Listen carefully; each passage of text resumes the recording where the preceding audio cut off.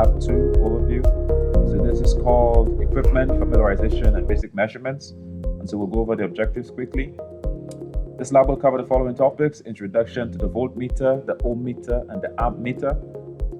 Introduction to basic equipment in the electrical laboratory, steps to make electrical measurements, writing laboratory report, objectives, follow the experiment instructions to conduct standard experiments, utilize a measurement interface to conduct electrical measurement and also to communicate lab results in a lab report. So at the end of this course, you'll be able to explain how voltage, current, and resistance measurements can be made safely. You'll also discuss and you also produce a discussion and analysis of the experiment results. And the recording is going to be right here. Let's go to the next page. So on here, we have some videos of some previous experiments. We're probably going to update these. So the main document that we will look at is the lab handout. So you can download this. I already have it open. So it's called Equipment Familiarization and Lab Safety. So this is the document that you need to download right here. So let's go over the other documents before you continue. So in here we have a lab report format. Let me open this so I can show you. This is the format I expect you to write the report in. It's a Word document. Let's make it a little bigger. So again, here it explains the different parts of the report. We have objectives, theory, procedure, data, analysis, and conclusion. And it has some other information as well. So this format I expect you to follow when you submit your report. Secondly, we have also a document saying getting started writing a lab report. So this is just to help you as well. You can take a look at it. Right, it just tells you, well, okay, what you should do, just some basic steps to help you with completing your report. And I think lastly, we have a sample report that you can look and see, well, what does the lab report look like when it is completed. So in here, this is the lab for another course in electronic devices, and you can see all the figures have tables, all the tables as well, and you can see how it's written. Graphs with all the axis label, etc. And any references at the bottom. Okay, so let's take a look at and then here I have an Excel document. Some labs I will ask you to use Excel, some others no. So this is just a sample document for you there.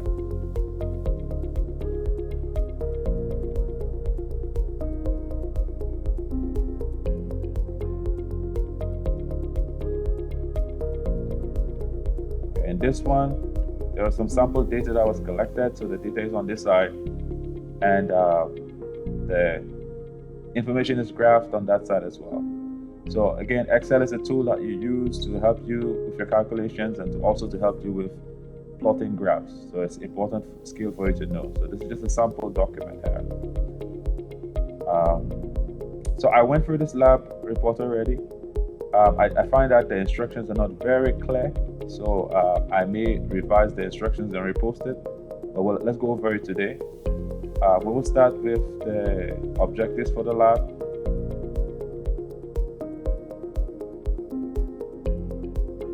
Okay, again, we want to investigate the meaning of current, voltage, and resistance. We want to measure them as well.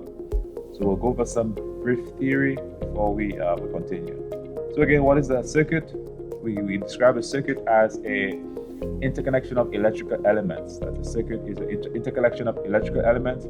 We also describe a circuit as a closed path for electrons to flow, right?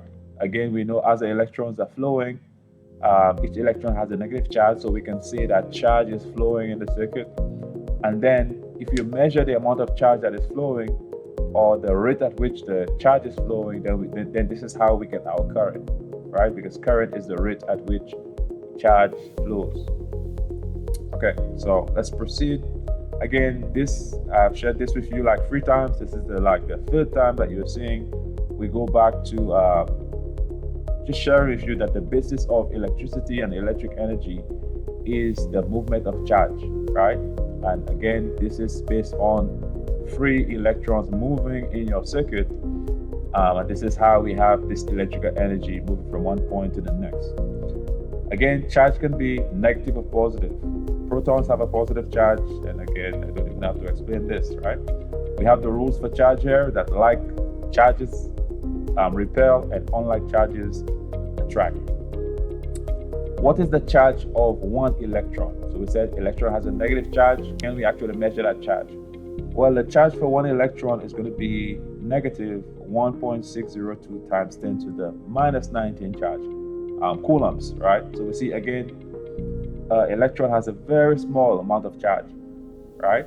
It therefore takes 6.24 times 10 to the 18 electrons to for us to have 1 coulomb of charge. And so you can see it in the equation right here that we have a negative 1.602 times 10 to the minus 19 coulombs for each electron. So if you wanted to know, well, how many electrons are in 1 coulomb, we simply take 1 electron and divide it by the charge per we take 1 coulomb and we multiply it by 1 electron times the charge per each electron, and we get 6.24 times 10 to the 18 electrons. Again, briefly, we're going to review the definition for current, voltage, and resistance, and then we'll go ahead and look at our experiment. Electric current is defined as the measure of the rate flow of electric charge, or the measurement of charge that flows in 1 second. Again, as the electrons are moving, they have a negative charge, so we can say that charge is moving. If you measure how much charge flows in 1 second, that is your current.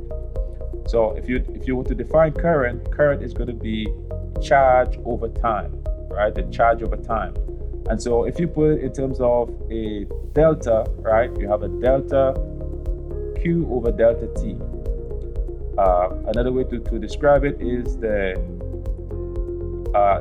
slope, right? Or the rate. Since we have change in charge over change in time, this reminds you of a slope, right? Where you have a rise over run. And you can also describe this using the derivative.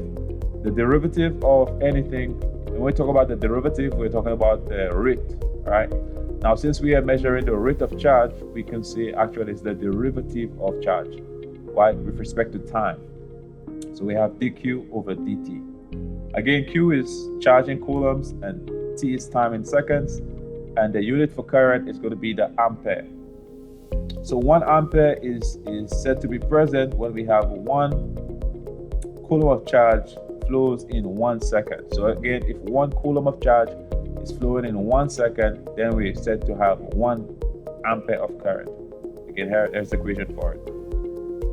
Now, as we go ahead, feel free to stop me if you have any questions. I will be happy to address your questions as we continue. Now, let's describe voltage again. So again, you see, so last time we talked about Ohm's law, where we said 1 ampere is where we have 1 volt over 1 ohm of resistance. So you can see that there are different definitions for current. So we can define current using voltage and resistance. We can also define current using charge and time. What is voltage? Voltage is the driving force that causes electrons to flow in a circuit. Voltage is the electrical potential between 2 points in an electric circuit that is defined as the energy produced per coulomb of charge while moving between 2 points. So voltage is the energy that is produced, or the potential of energy to be produced per coulomb of charge. So if you have an equation for voltage, voltage is going to be equal to your energy divided by charge. One electrode is more negative than the other.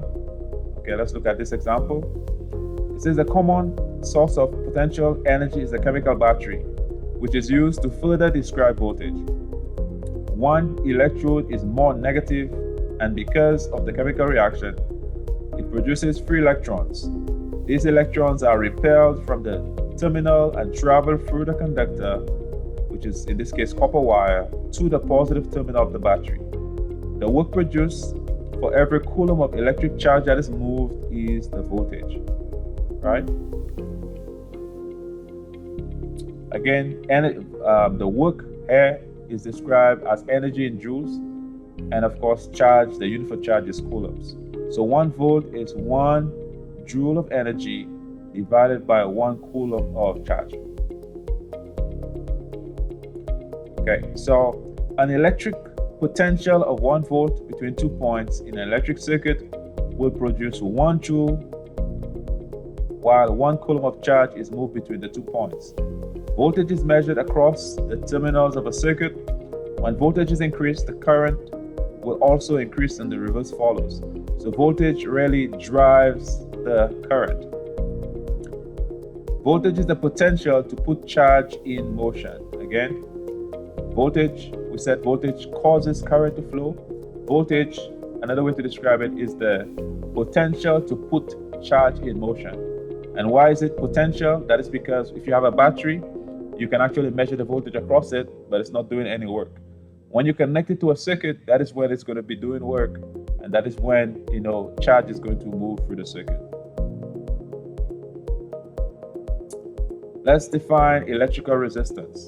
Again, electrical resistance is the property of a material that resists the flow of current. Resistors are circuit elements that are designed to have a certain resistance. So again, the opposition to the flow of charge in a circuit is called resistance. And so how do we measure resistance? When we have 1 volt and that 1 volt causes 1 coulomb of charge to flow in the circuit, then we say that we have 1 ohm of resistance present. So again, we can design materials to have different resistance values. Okay, so we have just defined all 3 of these electrical values. We define current, we define voltage, we define resistance. Now we will talk about a circuit. We said a circuit is an interconnection of electrical components. Now let's go ahead and define it so that we can go ahead and do our experiment. So how do we construct a circuit? As has been defined, a circuit is the interconnection of circuit elements. There must be a closed path for electrons to flow in the circuit. Circuits have been traditionally constructed using wires and connectors to interconnect circuit elements. Circuits are also fabricated using copper traces and interconnections, which are referred to as a PCB board. Now, we do have examples of that. We have equipment to produce that in our labs, so we will give you an example of what it's like. To create a circuit in a setting where permanent circuits are not needed, we're going to use breadboards. So this is why we have the breadboard as part of our kit, because we are just building circuits so that we can do measurements. We don't want them to be permanent circuits, but of course we want them to be structurally connected so that the current is going to flow through them.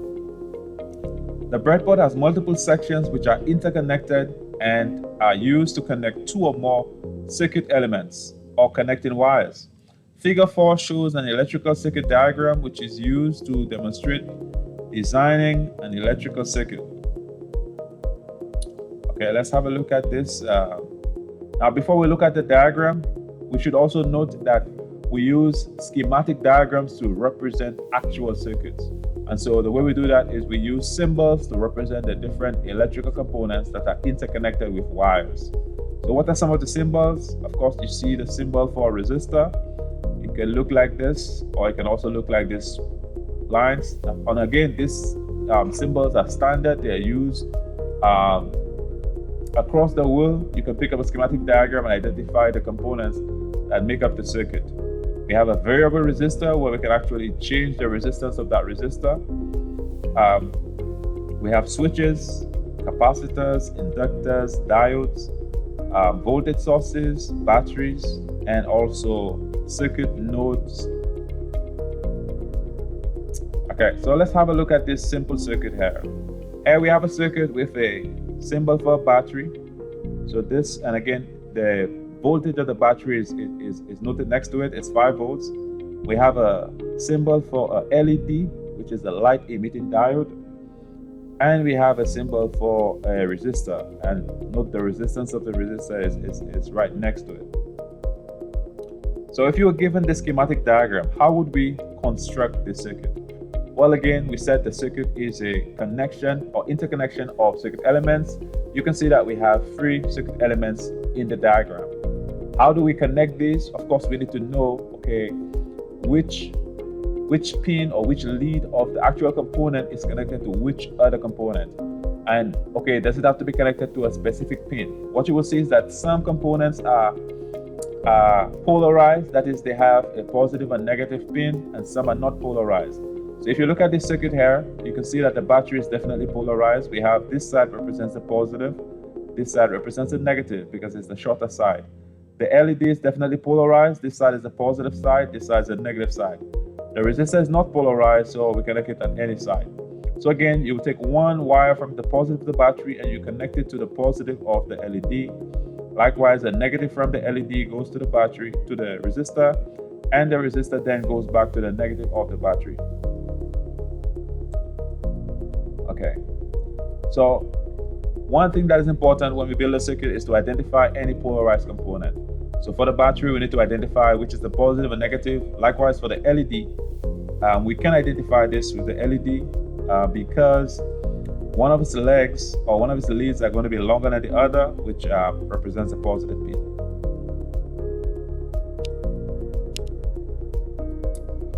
Right.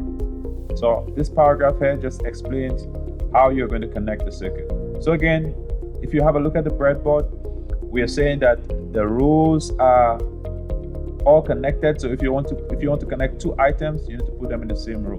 Let's have a look here. So if you look at this diagram here, you can see that we have our same circuit here using the Arduino. So notice that we are using the Arduino as a battery, right? So we take 5 volts from the Arduino and we also take ground from the Arduino just as our battery. So again, if you look at the breadboard, look at this rectangle right here. This is telling us that all of these rows are connected. So if you wanted to connect 2 pins together, you just put them in this row and they are going to be connected. So for example, we want to connect the negative pin of the LED. So if you look at the LED here, this is the positive pin. It's the actual longer pin. If you look here, this is the longer pin. It's positive. So this is the positive pin here. So 5 volts goes to the positive pin. To connect 5 volts to the positive pin, we just put them in the same row. Anywhere we put them in the row is fine because they're all connected on the bottom side. So again, to connect the negative pin of the LED to the resistor, we simply put them in the same row. And again, to connect the resistor to the negative pin of the battery, we put it in the same row. So this is how we use the breadboard, and you'll see this is how we're going to use it in our experiment today. Okay, so let's talk about electrical measurements now. So now we're going into our meter and how to use the meter. How do we measure current? How do we measure resistance? How do we measure voltage? So we'll start with current. Electrical current is measured with an ammeter. Again, the unit for current is the ampere, and so we also shorten it to amps. So we can say 10 amperes or 10 amps. And so the tool that we use to measure current is called an ammeter. Again, to measure current, the ammeter must be inserted in the path of the circuit so that the electrical current will flow through the ammeter as shown in the figure. And again, why is that so? Because current is the measure of charge per second. The current must flow through the ammeter so we can measure the current flow in the circuit. This is important. We need to know how to configure the meter to measure current because the circuit for measuring current is very sensitive. And if you do not do the measurement correctly, you are going to damage the meter and you will not be able to measure current anymore until you replace the fuse. So what is important to note, normally for most meters, we have a port for the milliamps or microamps or amps. So in other words, to measure current, there is a separate circuit that we need to configure the leads of the meter so that we can get the correct measurement. So most of the meters we have a knob where we need to select current. We need to select DC current. That's what we're using. And we need to make sure that the red pin we have is moved from V ohms Again, V ohms is where we use to measure voltage and resistance. We need to move that to amp or milliamps, whereas the black pin is going to remain in common. And I'll show you a pictorial in a second. Again, for measuring current, the meter needs to be used as a jumper wire in the circuit. So we break the circuit and we use the meter to jump or to connect the circuit, right? Okay, how do we measure voltage? For voltage, we are simply putting our two leads across the component because voltage is the potential difference. The circuit is, with the circuit connected, we simply put our leads across the component and we measure voltage. Again, the meter must be turned to voltage DC, and the probes must be in volt ohms so we can measure voltage or resistance, and the other lead needs to be in the common port. To measure resistance, again, we simply put the leads across the component. Now, we need to ensure that the circuit element is disconnected from the circuit. So when we measure resistance, the power is off, right? And we ensure that the resistor that we're measuring is disconnected from the circuit. So that means we may just disconnect one leg of that resistor from the circuit, and then we can measure the resistance of that component. And I'll show it to you in a second. So here we have a graphic. Okay, so let's look at our voltmeter. So again, with the voltmeter, you can see the circuit is connected, and we simply put our meter in the voltage configuration, and we put it across the component, and guess what? We can measure the voltage across that resistor. If you wanted to measure the voltage across the LED, similarly, we are going to have our meter in the voltage V ohm port. It's on voltage DC, and we put it across the device, and we can read the voltage here. Okay, how do we measure current? Like we said, the meter is acting as a jumper, right? So normally this will be connected, but we have the meter here, so the current has to flow through the meter, and this is how we get our current. What about resistance? For resistance, we want the element to be disconnected from the circuit so we can measure the resistance by itself. Okay, so in this here, see, we are measuring resistance here. The meter is tuned to resistance. In this case here, we are measuring current. Notice here that the red lead is not in the volt ohm. If you notice here, it's in volt ohm, and here it's in volt ohm, but here it's in the ampere or the milliamp port, and it's tuned to the milliamp port on the meter, and now we can measure current. So the meter is acting as a jumper in the circuit, right? And here we have the lab power supply. This is the power supply in our electric lab at the university. And here we have a simple circuit where we have a resistor, and we have a diode, and we have the multimeter acting as a power supply, supplying 5 volts. Okay, so just before we start the experiment, just want to familiarize you with some of the tools we have. This is the Recall DC power supply that we have. It has 3 outputs. 2 of them can supply voltage between 0 and 30 volts. One port is limited to 5 volts. The maximum current is 3 amperes, and we can actually calculate, we can actually control the output voltage and also the output current as well. And we can actually sense how much current is coming out from our power supply on each output. We also have oscilloscopes that can give us a real-time plot.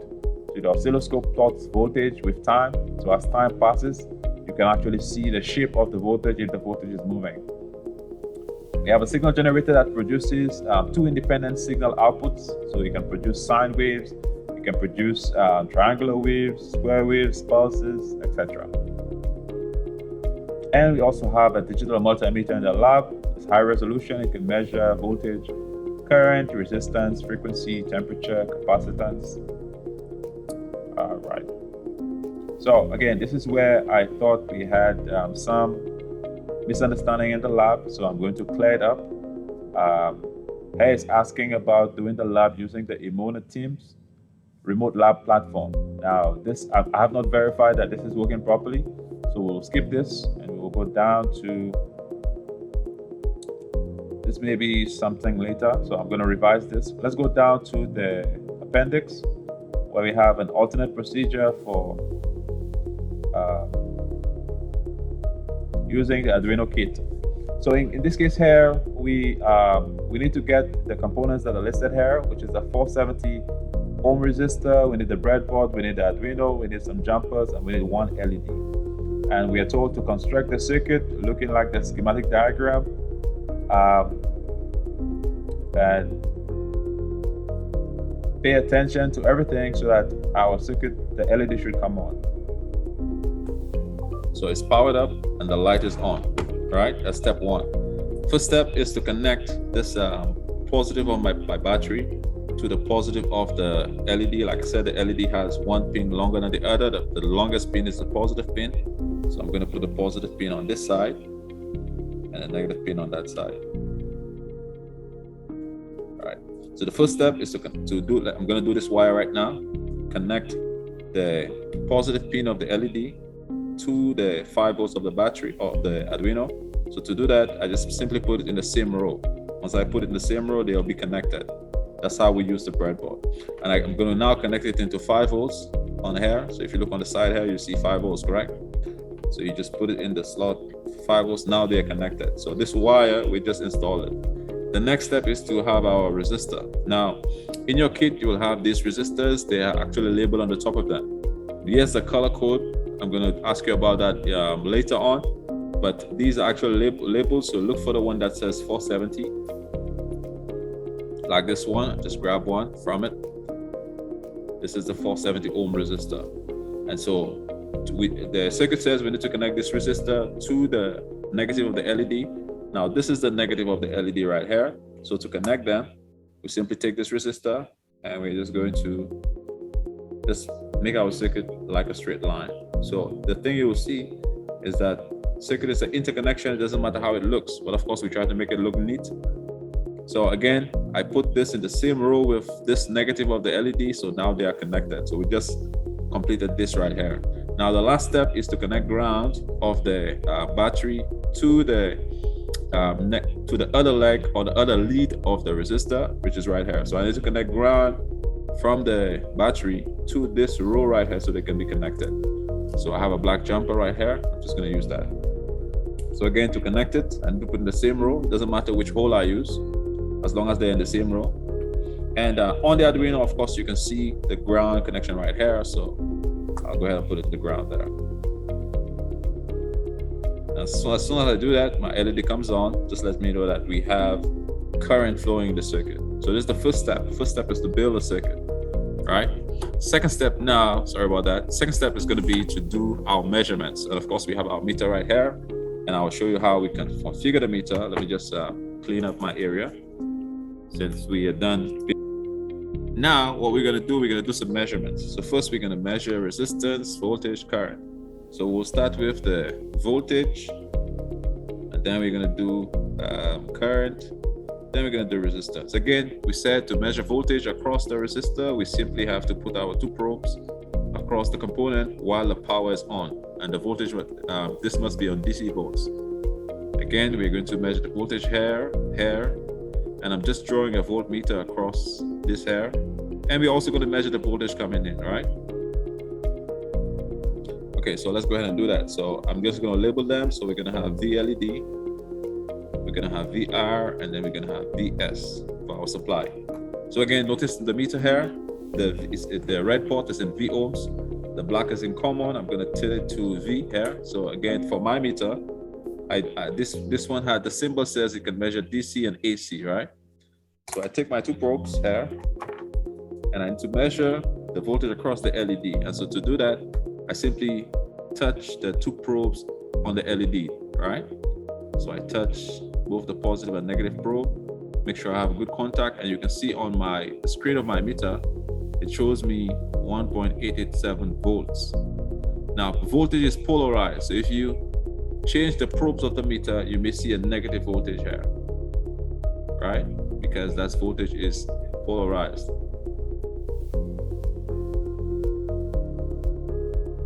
So again, our voltage it shows me negative 1.887, but of course we'll write positive. So 1.887 volts. We'll go now to the next, which is our resistor. So we're measuring the voltage across it. So again, you just touch the two probes, just like you see here. You touch the your probes, of course, probes across the resistor. So I'll do that as well. And the voltage is 3.15. Let me make sure I have some solid contact. So it will not move. 3.095 volts. 3.095 volts. And then I measure the voltage of the supply. Now to do that, I can either go here or I can go to where the supply comes in. So the supply comes in here and it comes in here, right?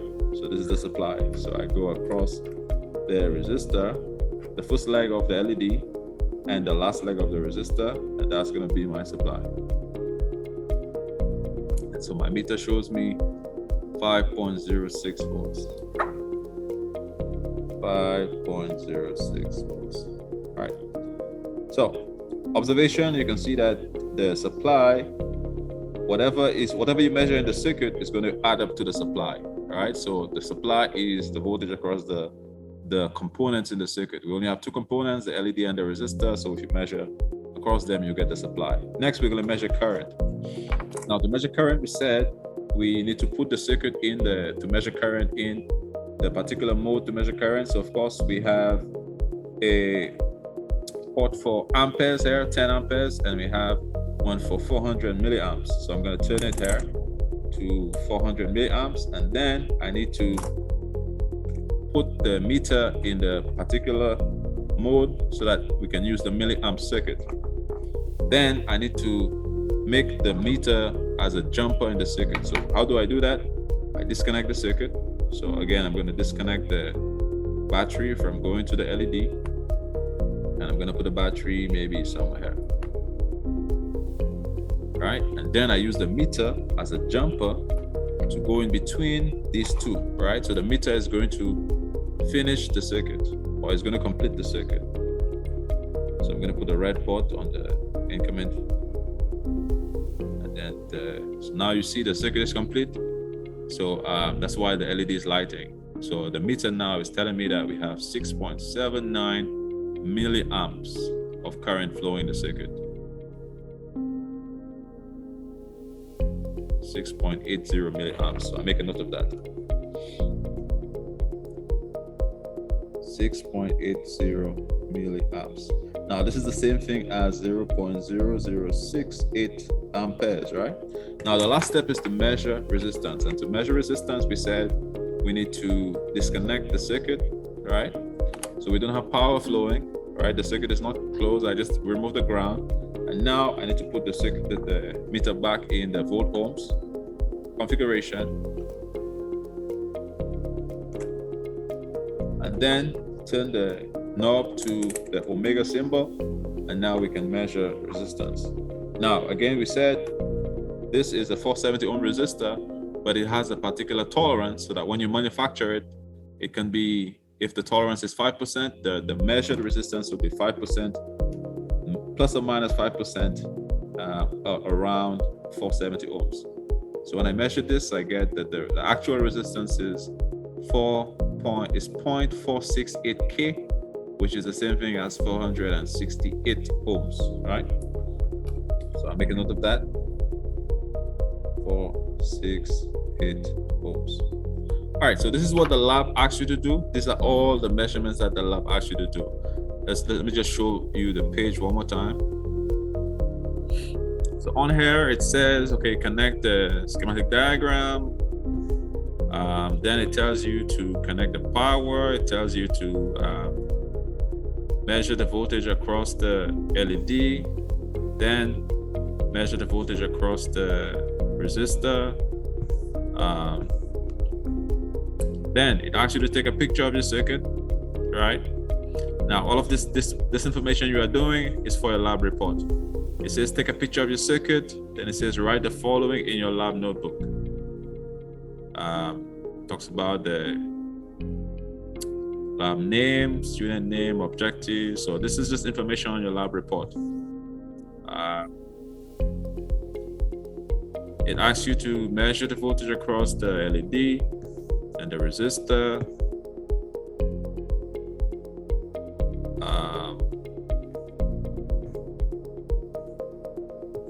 that's that's practically it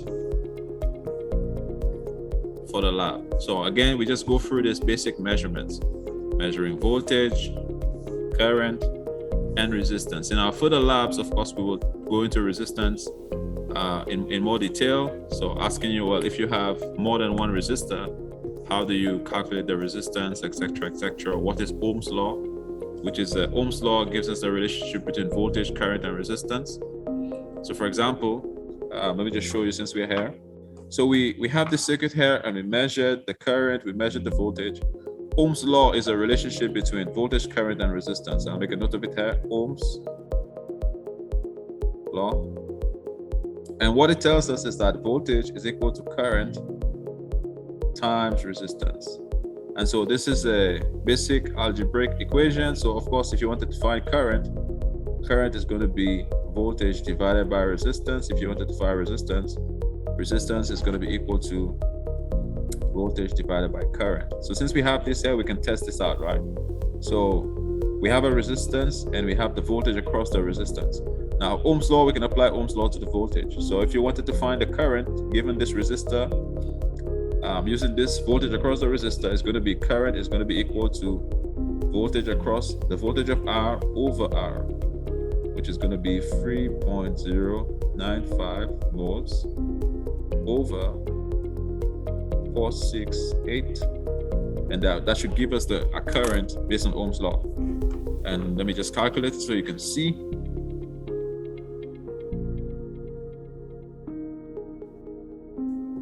All right, so again we have here 3.095 divided by 468. So it tells me if I calculate from calculation, the current should be 0.0066132. which is amperes. So if you write it in milliamps, it's going to be 6.6132 milliamps. Okay, now of course, if you look at the current we measured our current. Our measured current was 0.00, or it was 6.8 milliamps. So you can see that we have some slight error, right?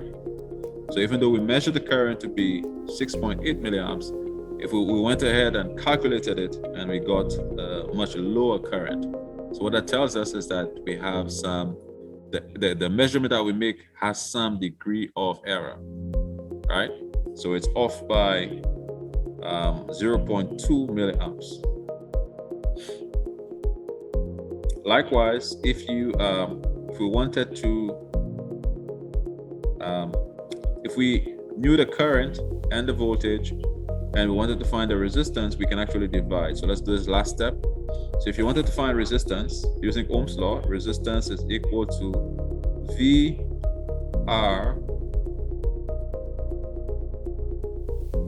divided by I, right? According to this equation right here. So it's going to be 3.905 volts over, and we can use the measured resistance, 6.8 milliamps.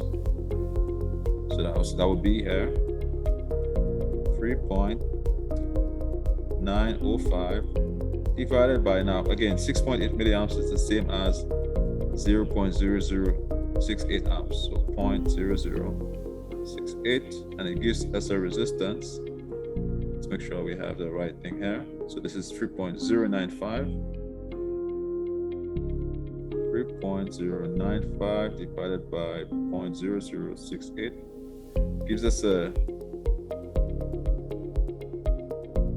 3.095 divided by 0.0068. Okay, it gives us a resistance of 455.14 ohms. So you can see that it gives us a lower resistance. So again, we have some error in our measurement. Of course, it is close to our measured resistance of 468 ohms, right? Tells us that we're in the same territory, but of course, we have some error in our measurement. So this is what you are going to do for your experiment. And of course, you're going to use your data to complete the lab report. So this time, let me stop the sharing. Let's end the recording.